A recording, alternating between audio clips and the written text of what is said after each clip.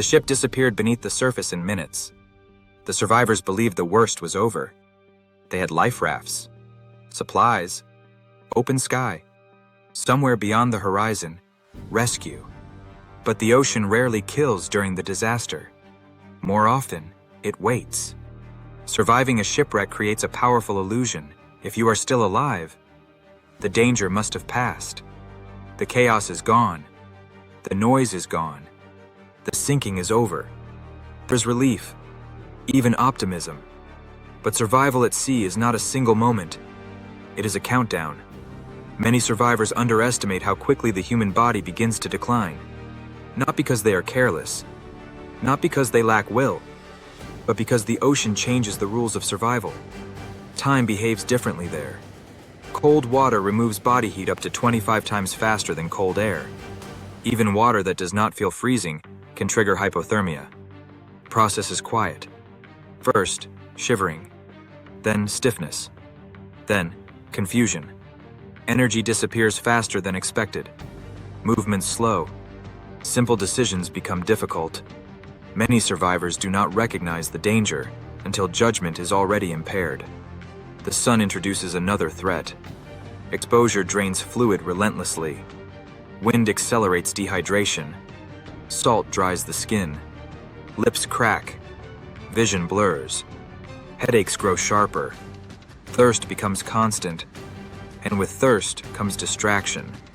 At sea, distraction is dangerous, because survival depends on noticing small changes before they become irreversible ones.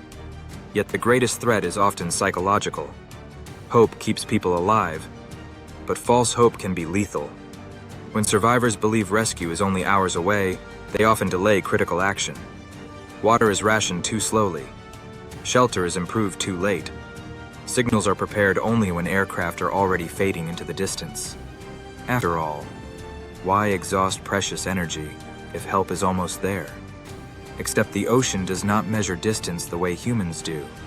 Search areas can span thousands of square miles. Currents move silently, carrying rafts far from projected positions. A vessel just 5 miles away may never be seen. From sea level, the horizon is brutally short. The gap between perceived rescue and actual rescue has claimed countless lives. The human body rarely collapses all at once. Decline is usually gradual, almost unnoticeable. Hypothermia, in its later stages, sometimes produces a strange sensation of warmth. Survivors may feel sleepy, calm, safe enough to rest. But sleep in extreme exposure often becomes the final step. Dehydration follows a similarly deceptive path. First comes thirst, then irritability, then mental fog. Coordination fades, speech slows. Eventually, even the drive to act can disappear, not from surrender, but from depletion. The ocean does not need violence to overpower the body. Stillness is enough. Across decades of maritime investigations, certain patterns appear again and again. People survive the catastrophe, only to perish during the waiting.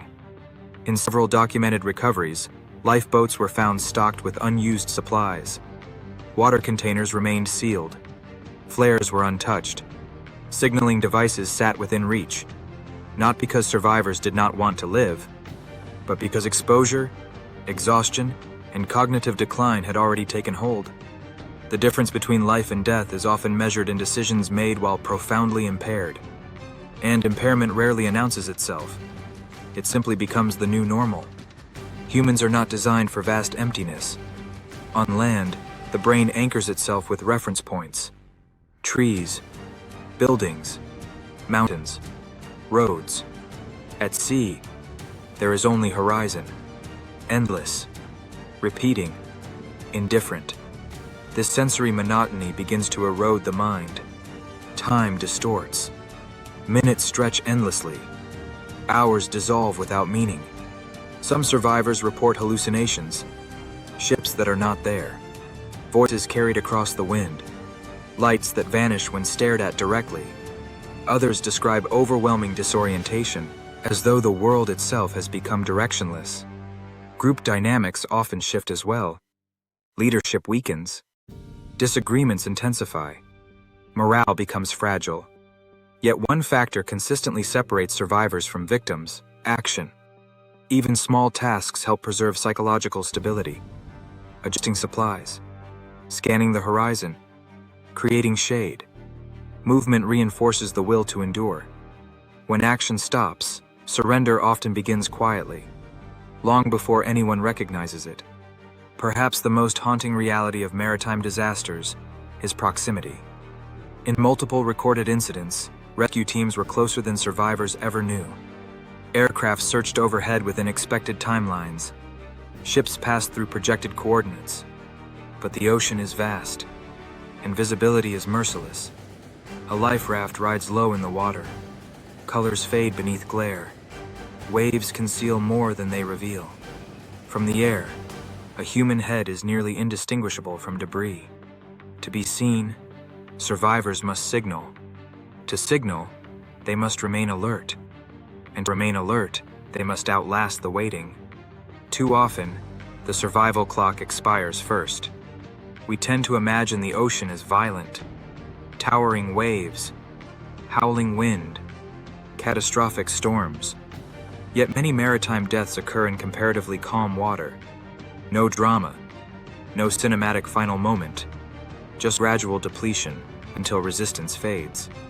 What makes this especially unsettling is how survivable many situations initially appear. A raft floating beneath open sky does not look like a battlefield, but the fight is already underway, and time is rarely on the survivor's side. Rescue professionals often describe a narrow threshold. Before that line, intervention saves lives. After it, recovery replaces rescue. The difference may be measured in a single night of exposure, one missed aircraft, or a handful of decisions made too late, which is why maritime survival training emphasizes urgency. Signal early, protect body heat immediately, organize supplies without delay, stay mentally engaged, because once decline accelerates, reversing it becomes extraordinarily difficult. The moment a ship slips beneath the surface feels like the climax of the story. In truth, it is often only the beginning.